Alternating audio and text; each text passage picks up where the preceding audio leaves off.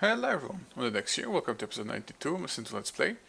So I'm back here at my nether bees section. I already got my finished bees, but I'm trying to reproduce them so I can finally extract their species and go forward um, with my Stark Bee project. Now, I'm doing this because in the end of the last episode, it has been proven very nicely that sometimes you may be quite unlucky until you manage to take the enchanted species or a very type of bee species, doesn't actually matter. I did finally get that, but actually lost about 6 bees in the process, so I only have like 2 of those bees left.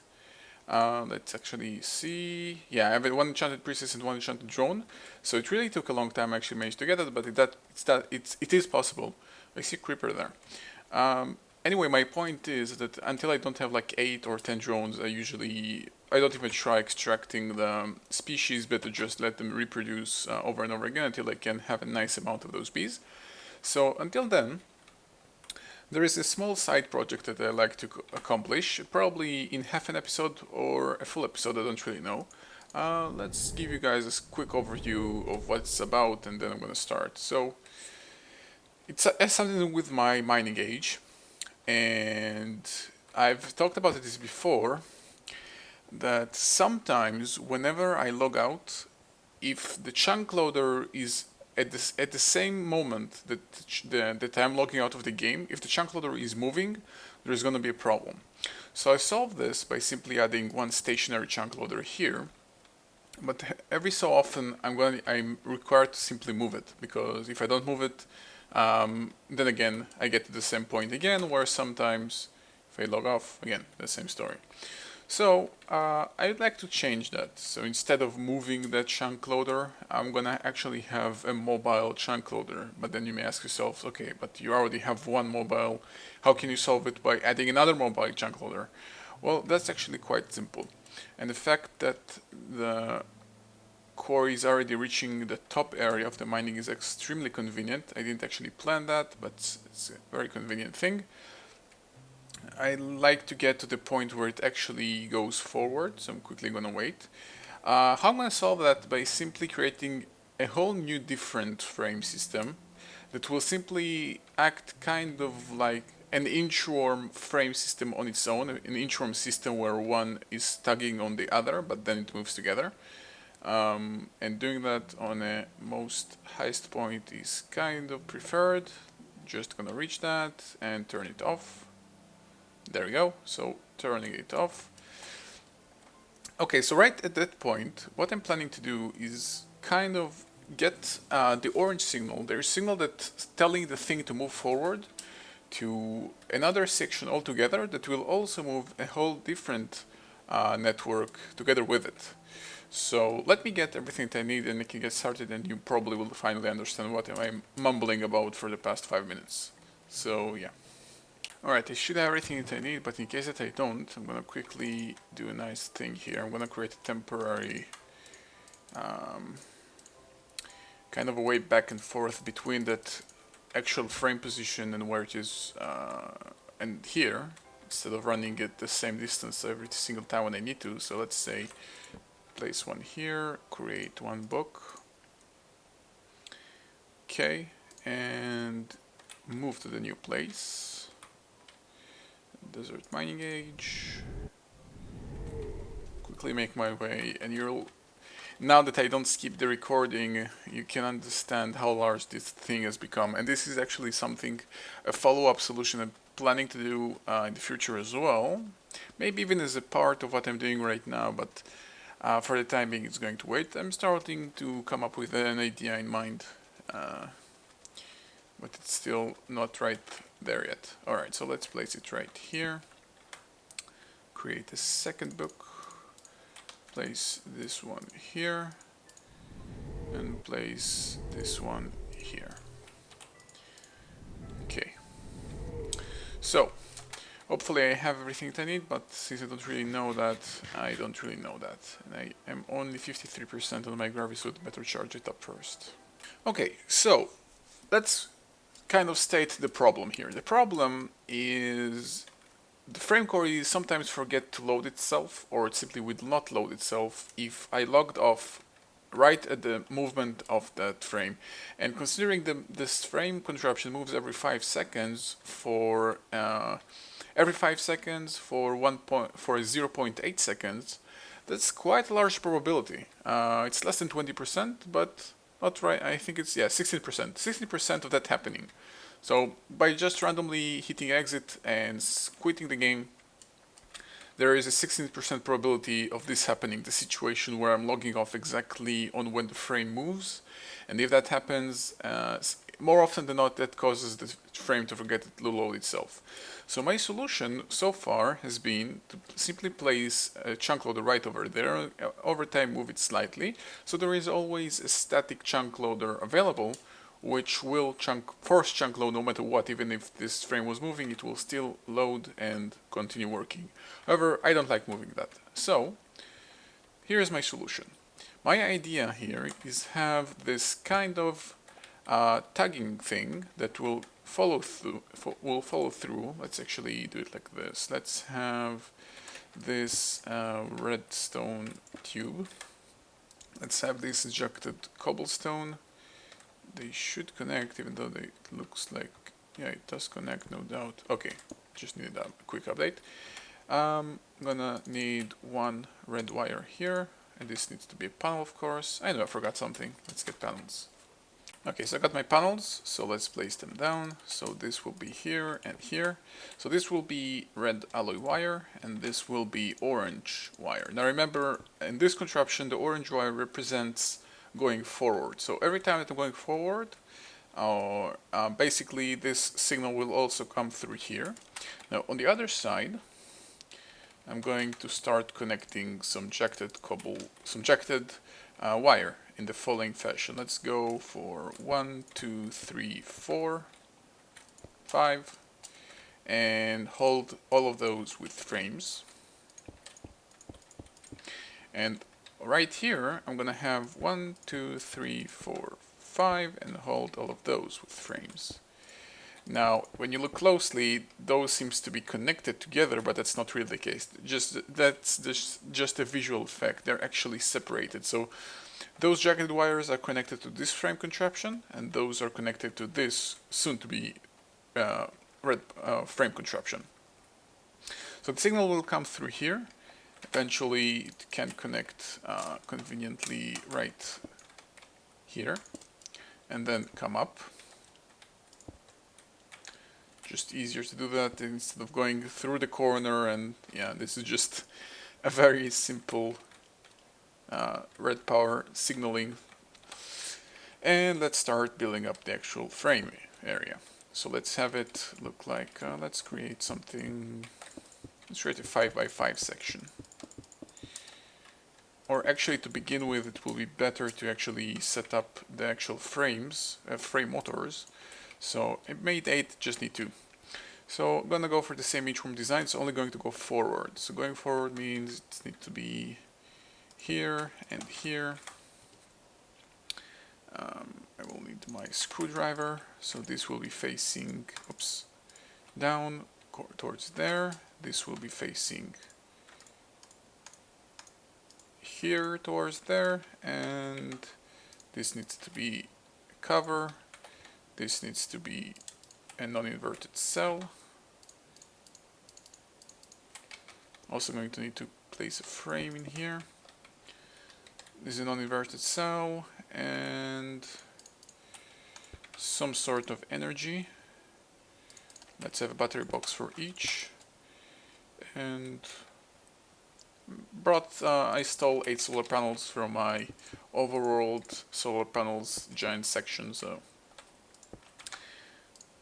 very easy. Just place this. Something very similar to what I did in my HV world. Also notice that those frames will barely move anything. It will only move like, what, 30 frames, and whatever blocks there will be on them, like maximum 50 blocks or something. Not very much, so don't need such a huge charge, just like that I need here, it's unnecessary. So let's have 1, 2, 3, 4, and the rest has to be blue wire. Okay, So they're powered, you just need a signal and they move forward. Now obviously there will be chunk loader somewhere around here, but that's not yet. Let's actually take care of the logic first. So this frame section, once receives a signal, will need to move forward. However, there is a problem. This is not designed to move up and down. However, my quarry moves forward both when it's up here and when it's down there. So it's going to move forward twice. Whenever it receives a signal on this height, it's going to need to move forward twice, not once. So this is why I also connected such a large section here, not just one or two wires, just to make sure that they cover up no matter what. So in theory, the next time it's going to come here, it's going to move down, go one block to the right or forward, move back up, and it will be right here. Or actually, I can and even should remove one. Yes, I should move one. This is too close. So one and one. Okay, this was too close. Now it's fine. So this will move down, come back up. Right at the moment where those two intersect on exactly one point, there will be a signal. So this will move forward, but then this will move forward twice, getting to the point where it's going to be intersecting here. So there is always be a balance between hitting one section, one jagged alloy section, and two of them. Right now, it's kind of a state. Okay, no, that's also a logical state. Okay. So let's start thinking about this. Now remember, this needs to move twice. So in order to make it move twice, I brought a counter. So whenever that counter receives a signal, this is something I'm kind of making as I go. I didn't plan this, so this is going to be looking quite funny. Just to make sure that I'm not going to send any signals, because if this goes forward, I'm going to need to move it backwards, and it's going to be quite annoying. So rather have no mistakes. There will also be no real way to test it. The same when you think about it. Okay. So this will have the red alloy entrance. Whenever this gets here, this is going to reset the timer. So there will be counter here, set to maximum count of 2 with a decrement of 2. Let's quickly... no, wait, it needs to be mirrored. It needs to look like this. Okay, so for example, right now it's in the reset position. Oh, whoops, it also sent... okay, I need to move it backwards once. It's also... okay, I'm going the repeater here, then it means... or I don't... let's quickly move it backwards anyway. Just once, not a second time. Okay, it's fine.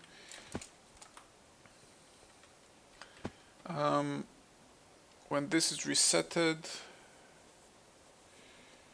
can I mirror this? Yeah, I can. Okay, I'm going the repeater anyway. Let me get one. Okay, so just brought the repeater just to make sure that those signals remain separated, so there are no funny business here, just like what happened. That also means that I'm going to start building on a larger section. Let's start building towards there. Okay, so this repeater is just here, again, to separate the signals. There is no actual need of repeating or delaying the signals, so it's going to remain on the lowest setting possible. Not here to make this delayed or anything. Or maybe I am, actually, but not yet.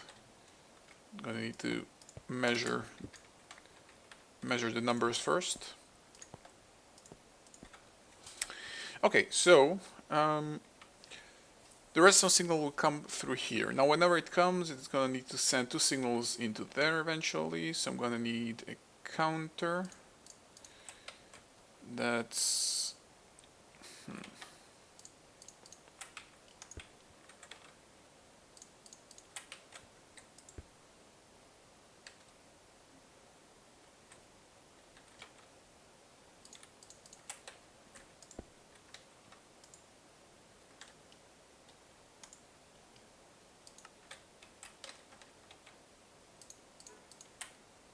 I think this looks fine.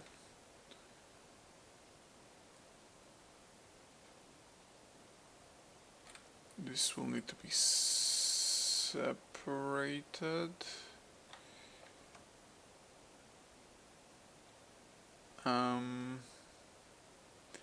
So this will move it.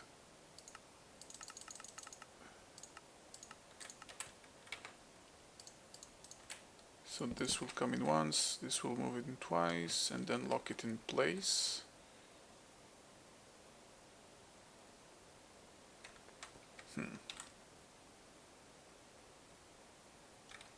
Okay, I'm gonna need this to do this small thing. This signal will need to be separated, and this will need to be separated all the way through. And this signal will need to come through here, and this will go in. Right? I'm going to need another repeater here. Probably there's a nicer way to do this, but this is kind of what I've come up in 2 minutes. So this will be a repeater, this will be this, and in theory it should be fine. Right now the signal is locked, meaning nothing is happening the moment it receives a signal. Let's quickly emulate that. Place a redstone torch. Let's also make this light slightly longer so I can actually see something happening. So there will be one signal.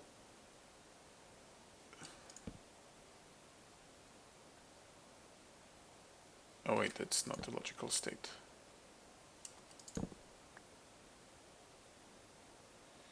Okay, then I need to go for 3 and 3. 1, 2. 1 and 2. There we go.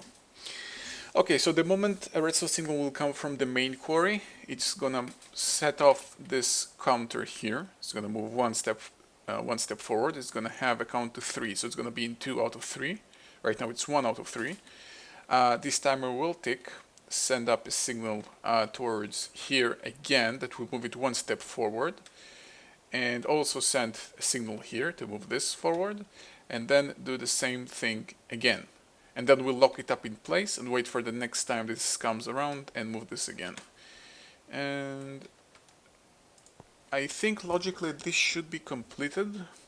However, I come up to the problem that again, if those two frame contraptions move at the same time and then a log out, although highly less probable of happening, I'm still gonna run out of the same problem again. So this signal will need to be slightly delayed to make sure that it's coming only after this frame finished moving, because remember that the signal coming here is the orange signal. And the orange signal is the one moving this frame contraption, so it's going to be delayed until it actually causes something here. So the moment the redstone signal comes here, right now there is already a 2 seconds delay until the first timer signal goes out. However, I don't need to be that long, I just need it to be 0.8 seconds long, but just taking into consideration game lag and everything, let's go for a whole second. So a whole second delay after this starts moving, this will start moving, and taking 0.8 seconds to move, there will be 0.2 seconds of buffer spare time.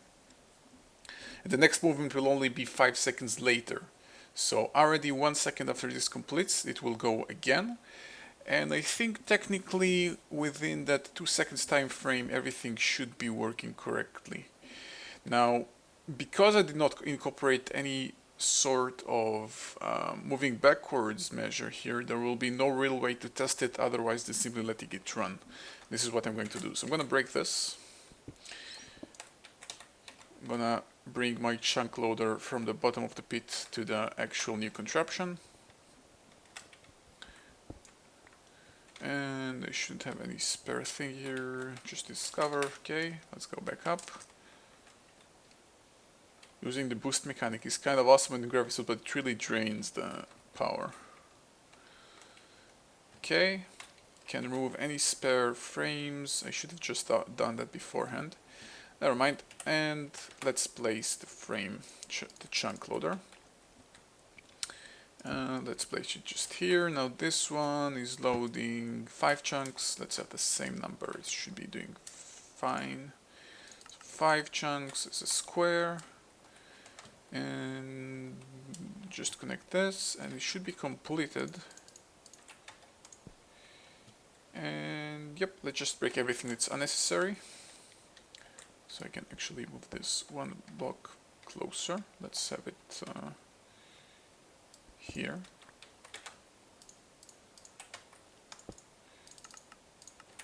Move everything and we can let it run again. Okay, so there you have it. Now let's let it run again. Now right off the bat this shouldn't do anything because I already ticked the orange signal. It should simply start going down, and you can see very soon that this ignores those. Oh wait, I have a problem here. Stop it, stop it, stop it, stop it, stop, stop, stop, stop, stop, stop. Whew. That was close.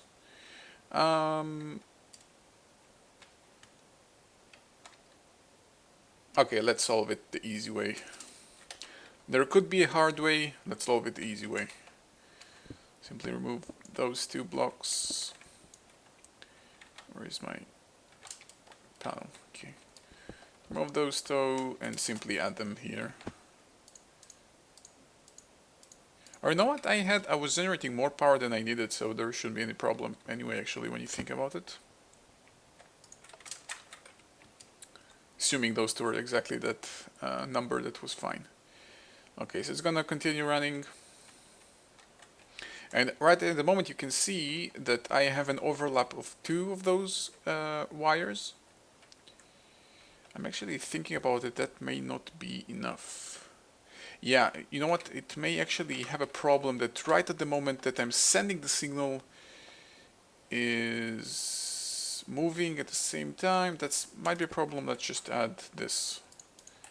Whoops, this should take care of the problem. Let's just run again. Okay, so as I've said, the only real way to test it is simply letting it run and see how it goes. So I'm gonna leave the contraption at the moment and I'm gonna visit it again sometime, a couple of minutes from now, and see how it goes. In the meantime, I can go deal with my bees again. Okay, so while waiting for my frame core to make its journey back down and back up again, I did manage to finally get the enchanted species out. So let's see, to get the supernatural, which is half of the Stark bee. The supernatural is basically one of the bees that makes it. I'm going to need both charmed and enchanted. So let's see, do I have any? Yeah, I have an enchanted princess already. And I'm going to need a charmed one. Let's try and go for pure charmed if I can afford doing so. This is a pure one. Probably will try and go for one with better properties than slow and, I don't know, charm diligent. Okay, I have a feeling that most of those bees will have pretty much the same properties, but here's hoping. So this is charmed valiant, this is charmed steadfast, charmed valiant again, charmed with this is pretty bad as well, charmed steadfast and charmed. Lifespan short, that's pretty good, but lifespan, I think that one is better because it has the active lifespan is short. I'm trying to go for the shortest lifespan, by the way. Okay, so I can try one of those to start breeding, hopefully give me the supernatural. With the help of 3 soul frames that may happen, but not 100%. But I do have some more charm drones, so let's try again. Let's try having the enchanted serum injected into, let's have 2 rocky princesses. So we can get that going. And you have also seen that I've taken out 6 Finnish drones. Oh, okay. So I'm gonna try and also extract the Finnish species out of them before going forward with trying the next step of the nether bees. So let's have those. And I can also recharge this charmed species one while this get inoculated, and let's see if I can get the Finnish species strain out of those bees. Yep, nice. First try, got it. Didn't even lose one single bee, so you can get those guys out. And also start charging it up once this one finishes. And also move to the next step of the nether bees as well, which I think is the demonic bees. Those are the last bees of the nether. Okay, so to the next step, the demonic bee, which is the last step of the nether bees, I'm gonna need to combine sinister and fiendish. Now I already have fiendish princesses. Do I still have some sinister drones? I actually think I don't, but let's have a quick look to make sure. Oh, actually I do. Alright, so 6 drones, actually just need 2 of those, can store the rest. The fiendish princesses in existence should be good enough.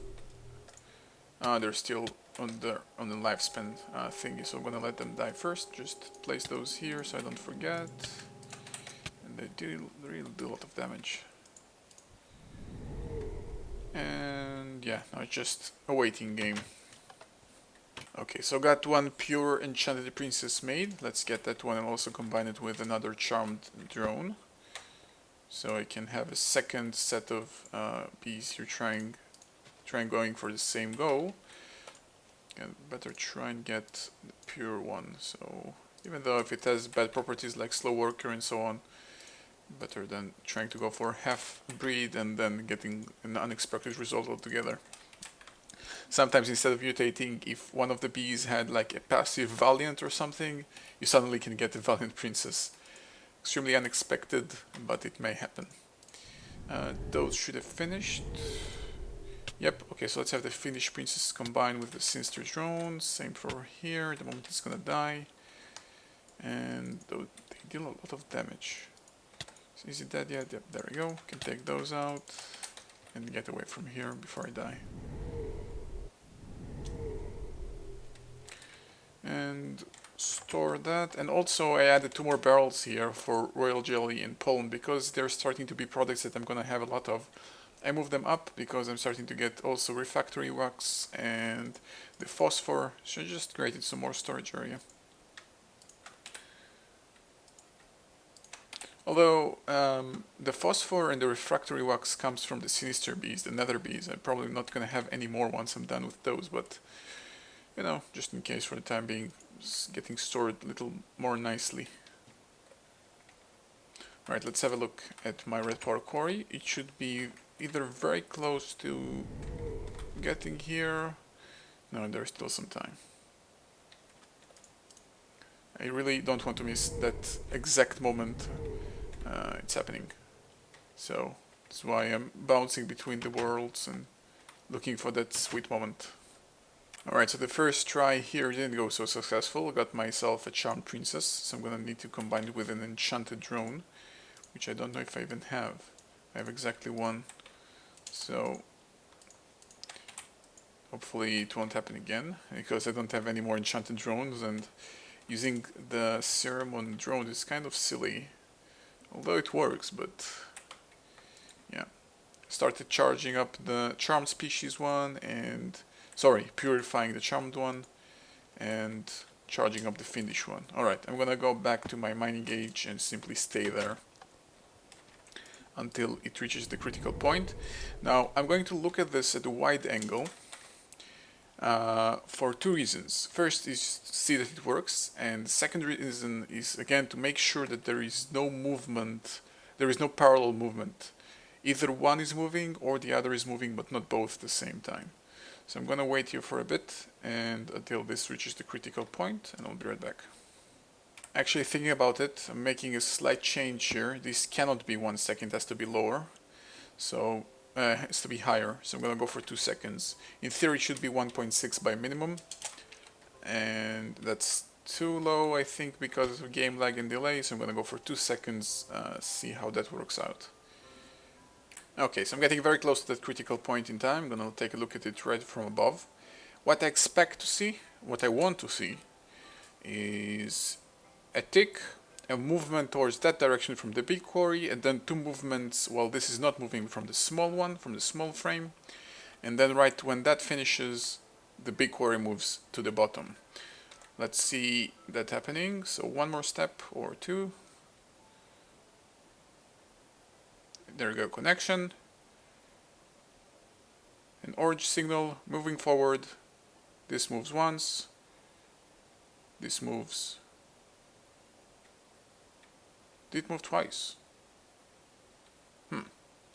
I actually need to look at the footage myself. I wasn't paying attention. Let me see. Okay, so looking at the actual footage of myself, good thing I'm recording my gameplay, very convenient. There seems to be...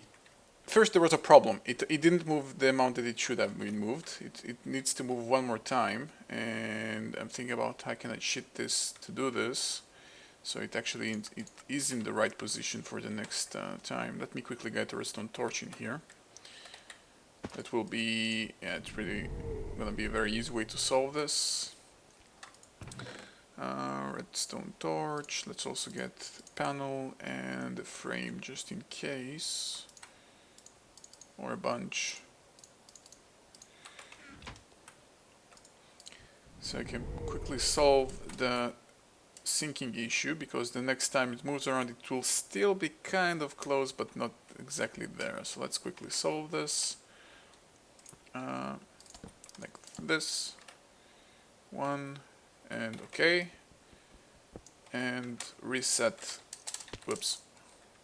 Reset this to be 3 and 3. Okay, so what I noticed on the footage was it's like the orange signal from my big quarry kind of lingered through the entire movement process, and it first set the signal, then moved, then the big quarry moved, and then right when the big quarry reached the final position of the movement, the orange signal went in again. It went in a second time, and that's what made this entire contraption move only once instead of twice, because the counter was ticked twice when it should have been ticked once, and the timer ticking ticked it the third time, and then it resetted. So there are a couple of ways I could solve this. There are actually two ways I'm thinking of right now. The ugly one will be simply setting this to be counting to 4. However, that's actually kind of quite ugly in my opinion. I'm gonna try something else. Let me create something that I think I haven't created before, or I may have, I don't actually recall. A pulse former, a red power pulse former. Do I have the materials to create it? Or actually, do I happen to have it? I think I've tried creating this in the past and haven't used it, or I may be wrong. I probably am wrong. Okay, so let's get a pulse former in here. So like this, okay. So this,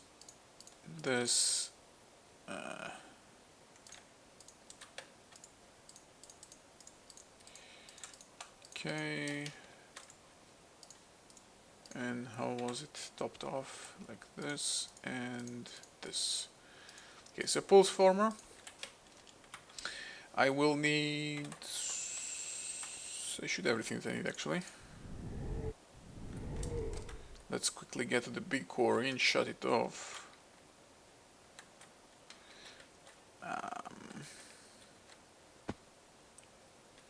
Okay. And change this slightly, so add this here, add the pulse former here, and add this here. Now this actually, when you think about this, may be causing a second problem again. If the pulse former doesn't work the way I expect it to, it actually may also treat the separate signals from the first orange signal to the second one comes right when this reaches the final point, the final movement. My plan here is the pulse former to ignore the fact that the orange signal send 2 signals and simply treat this as 1. And pulse former, if you don't know, receives from the output a signal and will also only pulse once. Even if this, unlike a repeater which will keep the signal locked, the pulse former will only tick once, even on a steady signal, and will ignore any moving signals, any remaining signals. Now this is kind of still something that requires testing, so I'm going to let it continue running, and we'll need to test it once again when it reaches the critical point yet again. However, looking at the episode length, I'm probably either going to do this off screen or the next episode. So yeah, so got this thing. I'm pretty sure that now with the pulse former this should be working, but as always, like I like to say, this is working until it's broken.